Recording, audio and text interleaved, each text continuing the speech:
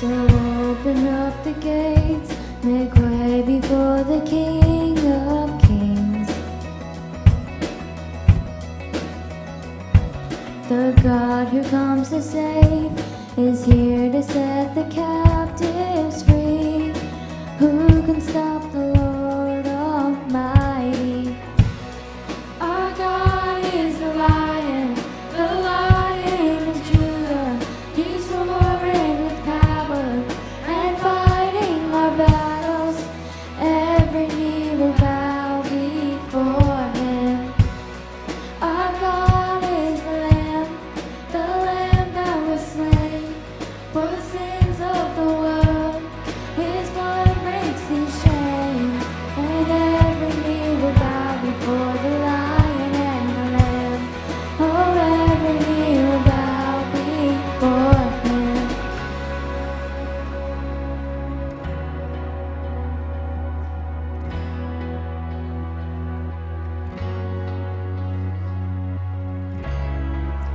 Who can stop the Lord Almighty? Our God is the Lion of Judah. He's roaring with power and fighting our battles. Every knee will bow before him. Our God is the Lamb that was slain for the sins of the world.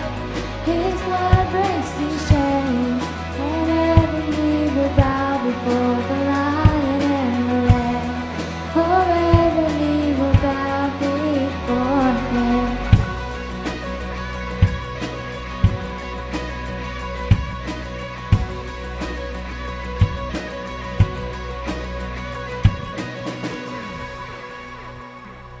All right.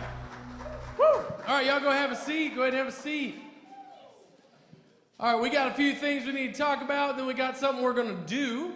And then we're going to continue on with worship. So, first off, if you are new, hi, I'm Jack. Some of you, I just accused someone. I was like, I haven't seen you in several weeks. And they're like, I've been here. I'm sorry. Sorry, man. It happens. But I'm excited. I'm going to be in here for the next 2 weeks to finish out our series. So that's super exciting. But first things first, we are all about loving God, others, and self here. And we want you to know that you are loved, and we are honored to have you worshiping with us. Okay? So that's first thing. Second thing, I want to let you know kind of what we got going on. Of course, you already saw, we started with singing. And really, y'all sounding good out here. Then we're going to have some sermons. If I need to take away all pens, I will. You know who I'm talking to. Thank you. So we have our sermon. Then we're going to have small groups. We're going to be done by around 8 o'clock. And we need to make sure that we're respectful here. Okay? Now, what we mean by that, is that you yourself, you may not want to sing, and that's okay. But you're not going to be talking to the people beside you, flirting with the people in the row behind you, that whole thing. We're not going to be doing that because that's disrespectful, okay? Someone else is trying to worship, trying to get to know God better. Same thing when we go to small groups, right? When we go to small groups, your leader is talking, that means you're not. Whenever someone is speaking and talking about something and sharing, that means you're not. Those kind of things, okay? I feel fiery. If you don't know, they are our missionaries we support for Togo, West Africa. They are awesome, awesome human beings who are sharing the love of Jesus with kids in Togo, which if you don't know where that is, it is in West Africa. There you go. Google it. You'll find it pretty quick. And we are very proud of them, and we love for you to give $1 a week. $1. If you're wondering if it keeps going on its own, just you need to go down to below it, and they'll stop skipping. So it's okay. I love our volunteers, and I really appreciate what you're doing. So tomorrow morning is breakfast for middle school. So if you want to come, sunshine breakfast, 6:30 to 7:15 a.m. You bring your own money. You get there. We'll get you to school. Super excited about that. And that's probably it. So we have 2 weeks before spring break. And then after spring break, we just have, I think, 4 weeks. And then we're out for the summer or something to that effect. So kind of crazy. Anyway, one more thing. If I could have my helpers, where are you at? Oh, you're on the front row, right there. Okay, so if I could get the lights all the way up in here, if you don't mind. So we have right here, I'm going to let you introduce yourself. I'm Charlotte Campbell. Oh, sorry, you went full in last. Sorry. I'm Charlotte Campbell. There we go. I'm Abby. Okay, and she went just one. Okay, it's confusing. All right, so what we're going to do, they both help out with the den. The den, everyone's aware of what the den is? Okay, cool. So here's what we're going to do. You're a group, we're a group, and we're going to say, what's the phrase we have to say? Put me on the den. Put me on the den. So what we're going to say, this is an interactive activity. Do you need to? All right. So here's what's going to happen. I'm going to count 1, 2, 3, and then you're going to say RHUMC Youth. Put me on the den. I know it's a lot. We'll do a practice. You ready? Say it with me. RHUMC Youth. Put me on the den. Oh, is it faster? Put me on the den. Does it need to be quicker? Yes? Okay. So RHUMC Youth, put me on the den. We're going to record it twice. Are you ready? All right, here we go. You start, and then we'll count them down. You can edit it later. Does that sound good? Okay, here we go. Ready? Here we go. 3, 2, 1. RHUMC, put me in the den. We got to do it again. I said in, not on. I'm sorry. I messed it up. Here we go. One more try. One more time. Oh, I didn't say youth either. I'm just messed up. All right, RHUMC Youth, put me on the den. Don't worry about them. You get out there. All right, here we go. Ready? Here we go. 3. Wait, are you ready? Oh, was it? Sure. Okay. 3, 2, 1. RHUMC Youth, put me on the den. All right. Yay. Who knows? If you make it on the den, please let me know, okay? You think so? Okay. Hey, you know what? We're going to get back focused. I'm going to pray, and then we're going to continue in worship. Does that sound good? Okay. God, I thank you for today. I thank you for this time we get to be here.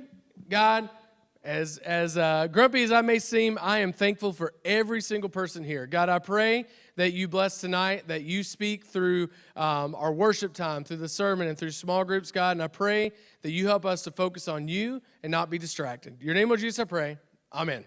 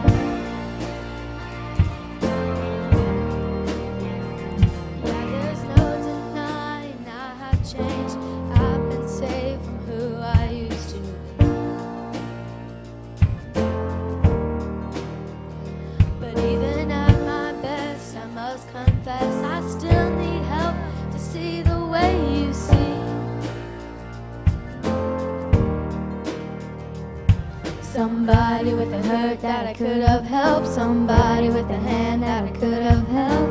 And I just can't see past myself. Lord, help me be a little more like mercy, a little more like grace, a little more like kindness, goodness, love, and faith. A little more like patience, a little more like peace, a little more like Jesus, a little less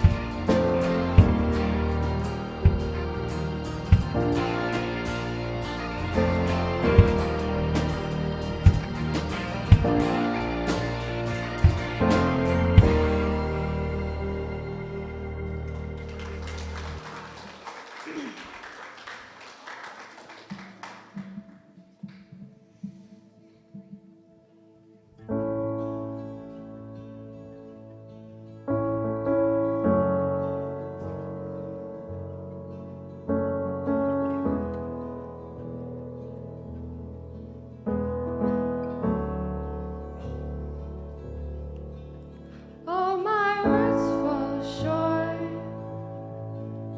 I've got nothing new. How could I express all my gratitude? I could sing these songs as I often do, but every song must end, and you never do. So I throw up my hands and praise you again and again, 'cause all that I have is a hallelujah, hallelujah. And I know it's not much, I'm nothing else fit for a king, except for a heart singing hallelujah, hallelujah.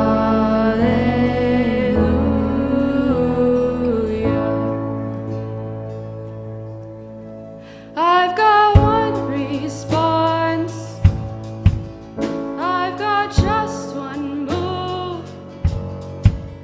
With my arms stretched wide, I will worship you. So I throw my hands and praise you again and again. 'Cause all that I have is a hallelujah, hallelujah. And I know it's not much, I'm nothing else fit for a king, except for a heart singing hallelujah,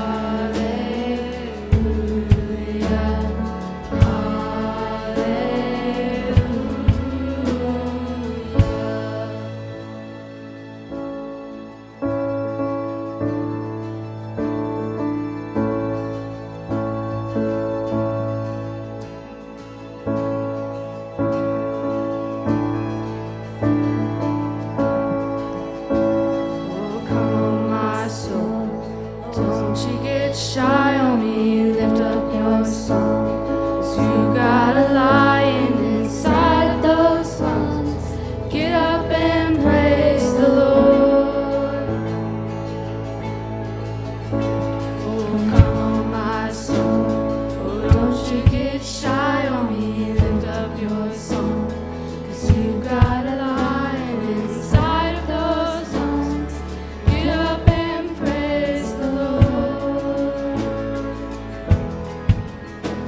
Oh, come on, my soul, but don't you get shy on me, lift up your song, 'cause you got a lion inside of those lungs. Get up and praise the Lord.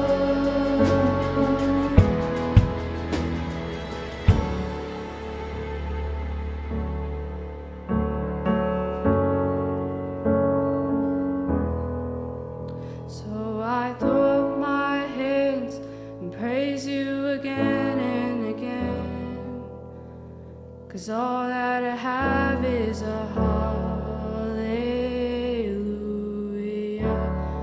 hallelujah. And I know it's not much, but I've nothing else fit for a king, except for a heart singing hallelujah, hallelujah.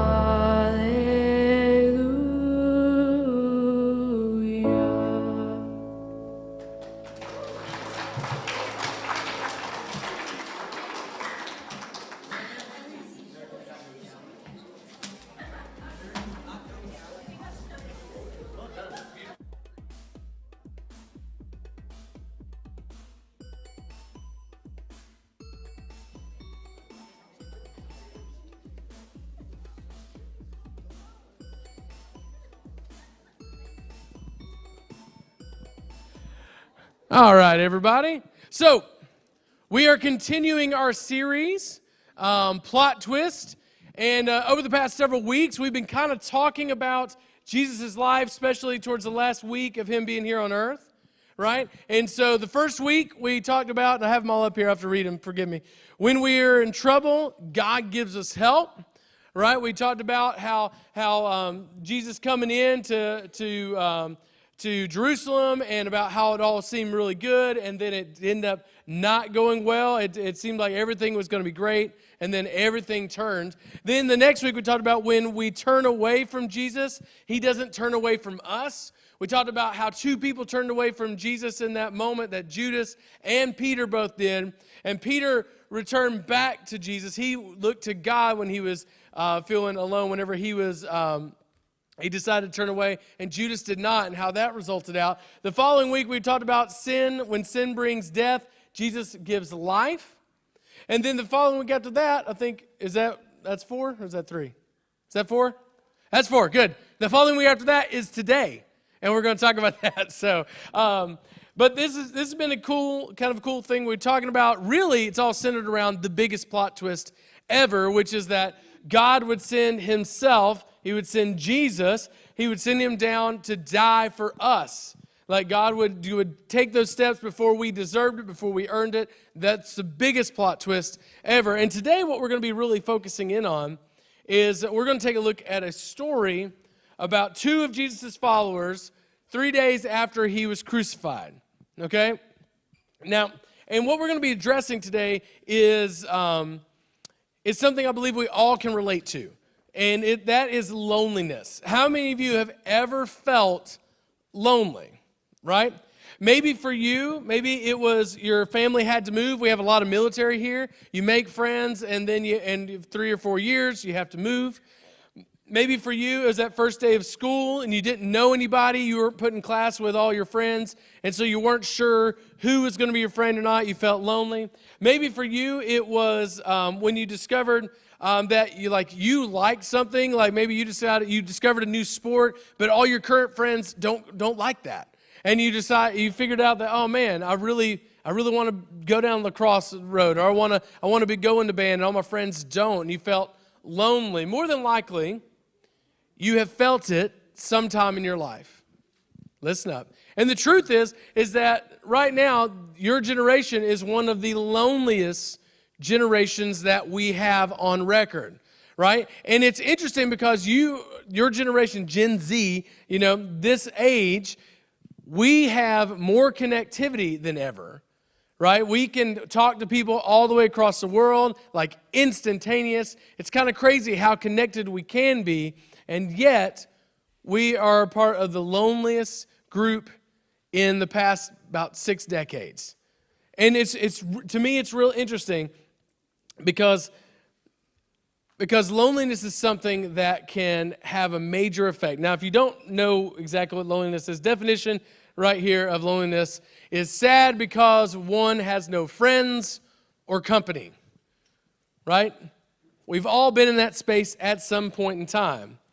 And the truth is, we know that you can be lonely even in a group of people. You can be lonely in a crowd. You might be in here tonight, and you might feel lonely, even though there's like 40 of you, 50 of you in here, right? Loneliness is something that we have all felt.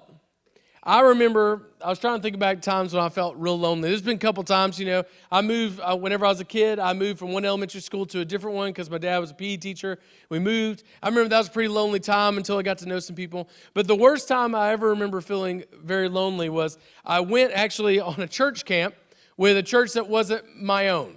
I went, and it was a camp called Centrifuge. The camp itself is a pretty cool camp, but my cousin was a youth pastor, and so he was like, do you want to come with us? I was 6th grade. I was just barely old enough. And so I was like, yes, I would love to go. Now, the only friends I had on this trip, I had 2 girls that I knew in the youth group that were friends, but when I got there, the girls had their space and the guys had their space. It was pretty much mostly older, a lot of high school guys, only a few middle school guys. And I remember just feeling super lonely. And then I started getting picked on because I was one of the few 6th graders on the trip. And I remember I didn't have anyone there. No, the adults wouldn't help me there. My cousin was too busy to handle it. And it ended up being like one of the worst weeks that I can remember in my life because I was super lonely. I had no one there with me. And what I find interesting, Mother Teresa has this to say about loneliness. She said this. She said, the most terrible poverty is loneliness and the feeling of being unloved. And I agree with her because it's miserable. You can think back to a time whenever you were lonely. And the reason we're bringing this up today is we need to discover what God has to say about when we're lonely. Okay, cool. Here we go.